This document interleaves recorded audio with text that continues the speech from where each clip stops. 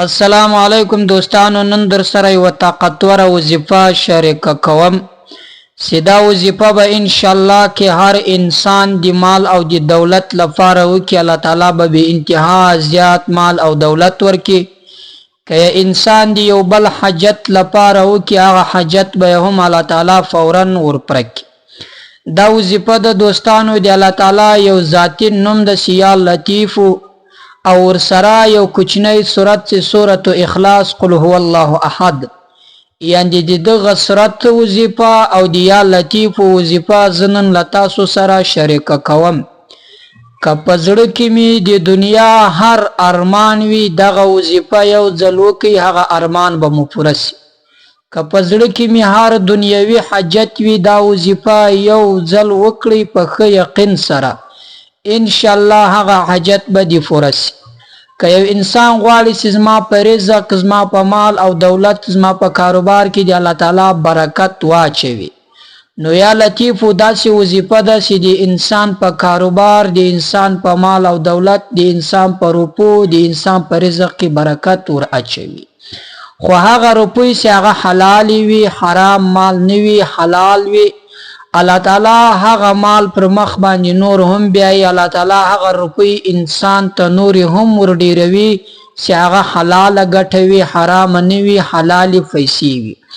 چې حرام روپۍ هر څومره ډیرې کې، الله تعالی هیڅ کله په دغه روپو کې برکت نه اچوي، ځکه چې په مردارو اوبو باندې هیڅ کله چې هر څومره په ورځ کې 1000 واره اودس وکړم، په مردارو اوبو باندې اودس نه صحیح کیږي. هیڅ کله په مردارو اوبو باندې اودس نسی تازه کېدلی او نه عبادت ور باندې صحیح کیږي.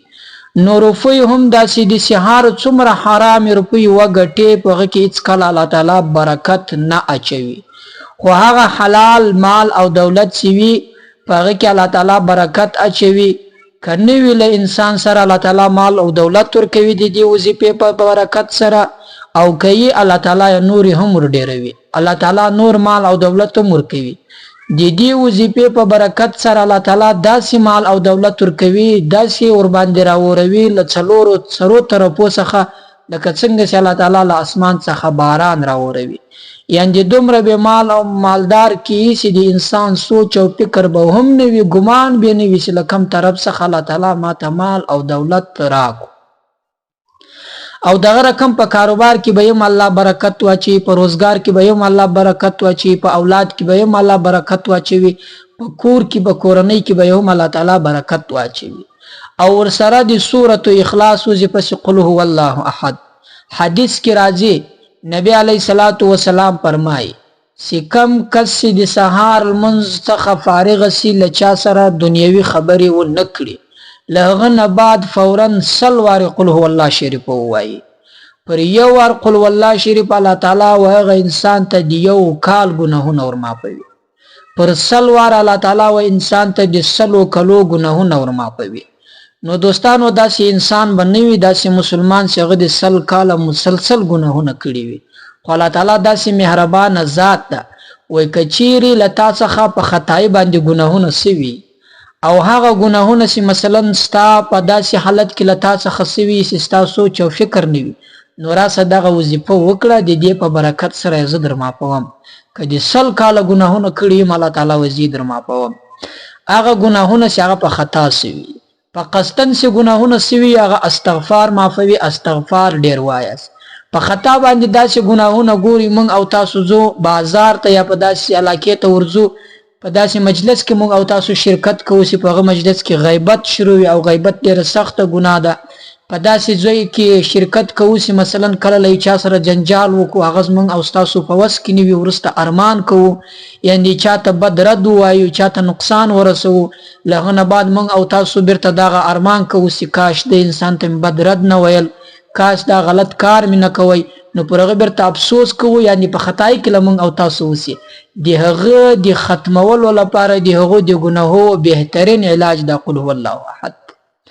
نو دوستانو د وظیفې عمل، د وظیفې طریقه درته ښیم. د سهار د لمانځه نه بعد یې وکړئ. کله چې هم د سهار له لمانځه نه بعد فارغ سواس خپل لمونځ مې وکړئ، له هېڅ چا سره دنیوي خبرې مه کوئ. اولین یو وارې درود شریف ووایئ، اللهم صل اللهم بارک ده، لغه نه بعد سلوار قل هو الله شریف ووایاست کله چې سلوار قل هو الله شریف وویلا لغه نه بعد یو سلو درد دیر سوار یا لطیف یو سلو درد دیر سوار یا لطیف ووایاست په پای کې بیا هغه درود شریف چې اللهم صل اللهم بارک دی یو هغه ووایاست لغه نه بعد د خپل حاجت لپاره د مال او د دولت د ډیرېدو لپاره په مال او دولت کې د برکت لپاره په اولاد کې د برکت لپاره د زړه د ارمان د پوره کولو لپاره الله تعالی سپورت کوي په ښه توجه سره دعا وکړي دغه یا لطیف او دا صورت الله ته پیش کړي الله تعالی به دې په برکت سره تاسو حاجت هم در پر کړي الله تعالی به دې په برکت سره تاسو ته مال او دولت هم در کړي الله تعالی به دې صورت او دې نوم چې الله تعالی نوم د یا لطیف او دې په برکت سره تاسو مالدار کې او تاسو په رزق کې به برکت واچوي او الله تعالی به تاسو هر پریشانی د دې وظیفه په برکت سره ختم کړي